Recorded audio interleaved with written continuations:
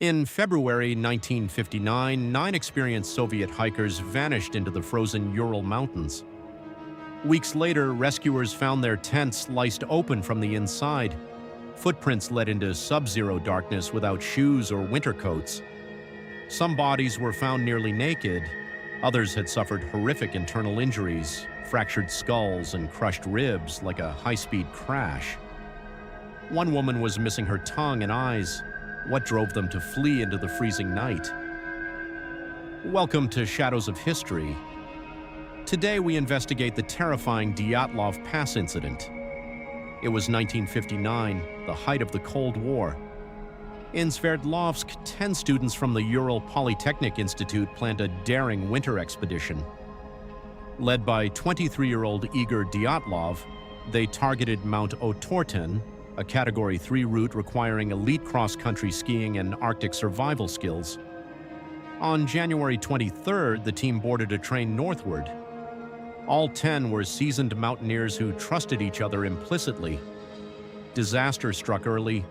On January 28th, Yuri Yudin turned back due to severe joint pain, unknowingly saying his final goodbyes. Now 9, the group pressed into indigenous Mansi territory near Kholat-Syakhl, Dead Mountain.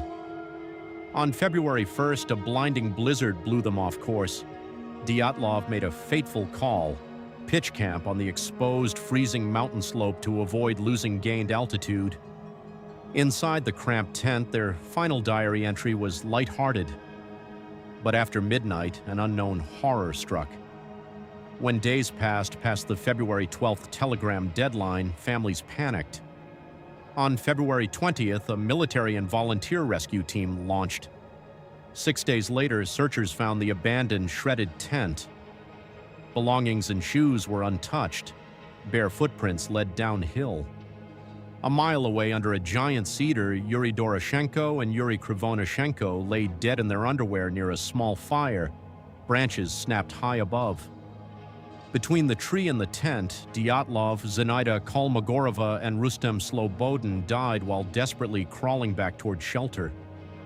2 months later, under 4 meters of snow in a ravine, rescuers found the remaining 4. Lyudmila Dubinina and Semyon Zolotaryov had crushed chests. Nikolai Thibault Brignol had a fractured skull, yet none showed external signs of physical struggle. Dubinina was missing her tongue and eyes, and traces of radiation were detected on their clothes. In May 1959, Soviet officials closed the case, blaming an elemental force. Files were classified, fueling decades of debate.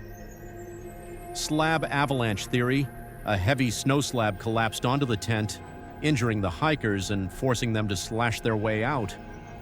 Disoriented in sub-zero winds, hypothermia caused paradoxical undressing, where freezing victims stripped naked before death. However, searchers found no avalanche debris and the slope was relatively gentle. Secret military testing. The Urals were a weapons hub, and other hikers reported glowing orange orbs in the sky. A low-altitude concussion blast or parachute mine could cause massive internal trauma without external bruises, explaining the radiation and dark-tan skins noted at the funerals. Supernatural/attack. Folklore points to the Menk, Russian Yeti, or Mansi warriors, though no non-hiker tracks were found. In 2020, Swiss scientists backed a modern avalanche model, yet many relatives remain unconvinced. Was it a tragic freak of nature or an encounter with a military secret buried forever? What do you think happened on Dead Mountain? Share your theories below, like and subscribe to Shadows of History for more unexplained mysteries.